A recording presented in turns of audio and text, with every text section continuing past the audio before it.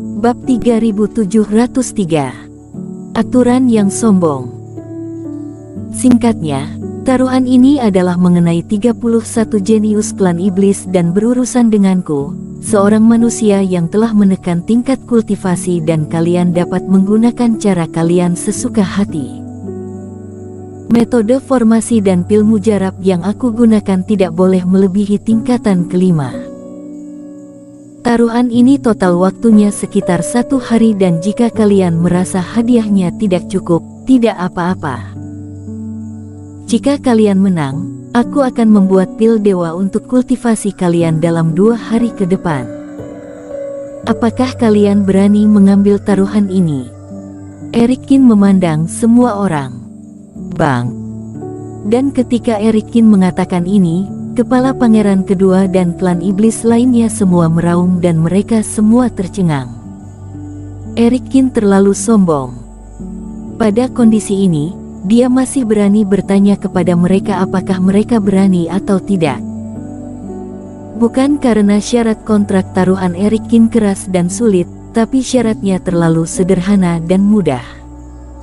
Apakah kamu ingin bertaruh dengan kami? Kamu sedang memberi kami kemenangan dengan sengaja, bukan? Bertarung sendirian, basis kultivasi yang ada di tahap awal fase penilaian tahap awal dan akan menghadapi 31 pejuang kebanggaan klan iblis, termasuk pangeran kedua yang ada di tahap 2 kegagalan. Kemudian kamu juga masih memberikan larangan tingkat formasi dan pil racun yang bisa digunakan dan kita bisa menggunakan hal tersebut sesuka hati. Dan ruang hutan ini, mereka sudah sangat akrab. Telah dihitung bahwa hanya membutuhkan waktu 3 jam untuk berjalan ke pintu keluar ketika berjalan dari darat. Alhasil, kamu masih bertaruh sekitar 1 hari. Bahkan jika kami tidak dapat menangkapmu, selama kami berhasil keluar dari hutan percobaan ini, kami masih bisa menang. Apakah kamu takut kami tidak bisa menang melawanmu? Setelah Erikin selesai berbicara, semua jenius menjadi lesu untuk sementara waktu, sementara Juna Yuan memasuki keadaan pusing lagi. Tidak bisa ditebak, tidak bisa ditebak. Master Obatkin benar-benar tidak dimengerti pikirannya sama sekali. Di aula utama sebelumnya, Juna Yuan membuat beberapa tebakan, tetapi hasilnya gagal total. Sekarang, setelah melangkah ke hutan percobaan ini, dia masih bersemangat dan mulai menebak apa yang dipikirkan Erikin untuk menggantikan pengajaran dengan pertempuran yang sebenarnya. Ternyata menjadi sebuah taruhan. Selain itu, aturannya tidak sulit sama sekali dan sangat longgar dan peraturan pertaruhan yang memberikan kemenangan gratis kepada murid-murid ini. Dengan aturan seperti itu, bagaimana pangeran kedua bisa kalah? Tentu saja kami berani setuju, tetapi kamu serius. Kali ini, kamu harus membuat kontrak dengan kami dan meninggalkan embos jiwa dewa. Pangeran kedua mendengus dan langsung setuju. Tidak apa-apa, tapi bagaimana dengan yang lain? Erikin melirik semua orang. Kami juga setuju. Semua meninggalkan embos jiwa dewa, kamu memberi kami pil dewa gratis untuk apa kami menolak? Aku ingin mengucapkan terima kasih kepada Master Obatkin karena telah mengantarkan obat sebelumnya. Para jenius juga bersemangat, seolah-olah mereka telah memenangkan jackpot. Mereka masih sangat tidak senang ketika mereka ditipu oleh Erikin. Bagaimanapun, menurut mereka, Erikin tidak memenuhi syarat untuk mengajar mereka, namun dia masih membuang-buang waktu mereka yang berharga. Tapi sekarang, paling lama 3 jam, mereka sudah bisa menukarnya dengan beberapa botol pil dewa, 2 hari kebebasan dan menamparkan wajah kultivator biasa yang sial ini di depan mereka. Ini benar-benar menguntungkan. Tapi sebelum menandatangani kontrak, aku harus menekankan lagi. Aku telah menghabiskan 1 atau 2 jam di gunung dan hutan ini untuk mengatur beberapa jebakan atau formasi, kata Erikkin. Kamu tidak perlu menekankan ini. Pangeran kedua melambaikan tangannya. Karena ini mensimulasikan situasi nyata, kamu, sebagai pihak yang lebih lemah, pasti akan meninggalkan beberapa cara dalam perjalanan untuk mundur. Kami akan menerima triknya, tidak usah terlalu munafik. Oke, kalau begitu tanda tangani kontraknya. Jika kamu bisa menangkapku atau pergi keluar dalam sehari, kedua pihak akan kembali secara terpisah dan tidak akan pernah bertemu lagi. Jika aku menang, kalian harus mendengarkanku dalam segala hal selanjutnya. Jangan khawatir, kami akan menangkapmu secara langsung, kamu bahkan tidak perlu pergi dan itu tidak akan memakan waktu sehari sama sekali. Pangeran kedua tersenyum dan langsung menyela Erikkin. Master Obatkin, kamu sangat meremehkan jenius klan iblis kami, kamu akan segera membayar harganya. Dan jangankan 3 hari ke depan, bahkan kami juga akan mendengarkanmu di rapat terbesar nanti, apa salahnya?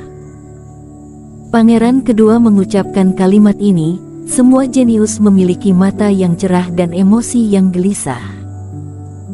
Mereka merasa apa yang dia katakan benar-benar meningkatkan semangat. Mereka harus membiarkan Erikkin melihat betapa kuatnya klan iblis.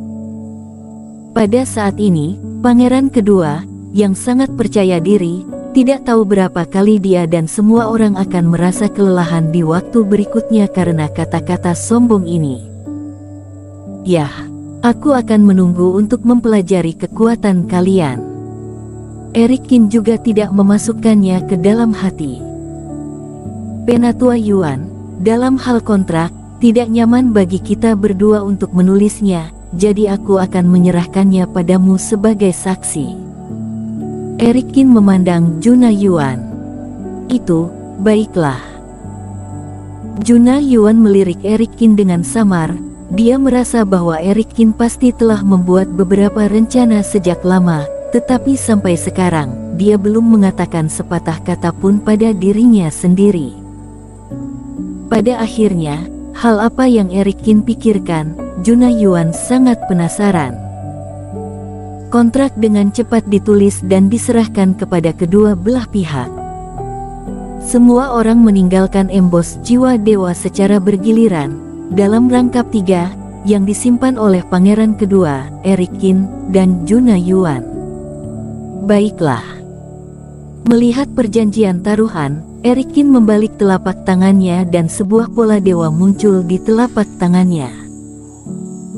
Pada saat Reiki mengalir, seberkas cahaya Reiki membubung ke langit keluar dari pola dewa dan muncul dengan jelas di depan semua orang. Bagaimanapun, ini adalah situasi simulasi. Aku tidak memiliki cahaya Reiki di rapat terbesar, tetapi aku mendengar bahwa sebelum cahaya ini benar-benar menyatu, cahaya naik ke langit, jadi aku menggantinya dengan cahaya ini. Kalian tidak ada pendapat lain, kan? Jangan bertele-tele, kamu bisa mulai sesegera mungkin. Pangeran kedua menggelengkan kepalanya dengan sedikit tidak sabar. Faktanya, bahkan jika Erikkin tidak membuat cahaya Reiki ini, mereka juga tidak akan peduli dengan detail ini. Toh kalau dihitung-hitung, ada 31 pejuang kebanggaan muda di klan Kera dan tidak ada kultivasi yang lebih rendah dari fase penilaian 1 penurunan. Dan Erikkin baru berada pada tahap awal fase penilaian dan tidak satu pun dari 31 di antaranya yang lebih lemah dari Erikkin. Khawatirnya Erikkin akan dikepung dalam waktu singkat. Jenis pertaruhan ini tidak sia-sia. Baiklah. Erikkin tersenyum kecil, dia membawa pola dewa dan perlahan mundur. Pada saat yang sama, di tanah, sebatang dupa terbakar dengan cepat.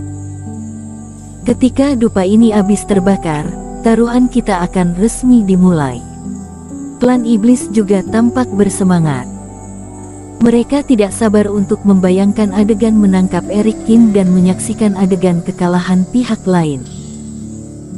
Jika kamu sangat merendahkan klan iblis, kamu akan dipermalukan nantinya. Juna Yuan sedikit mengernyit. Eric Kin telah menginformasikan bahwa ada beberapa trik yang diatur di wilayah rahasia hutan ini, tetapi pangeran kedua dan yang lainnya tidak peduli, yang juga membuat Juna Yuan merasa bahwa ada cukup banyak bahaya tersembunyi. Hush. Ketika masih ada sisa dupa yang tersisa, Juna Yuan terbang ke udara dan melihat ke bawah. Sebagai wasit dan pengawal yang lebih tua, dia tidak dapat berpartisipasi dalam kompetisi ini, tetapi bertanggung jawab untuk memastikan keselamatan pangeran kedua dan yang lainnya dan memberikan bantuan pada saat-saat kritis.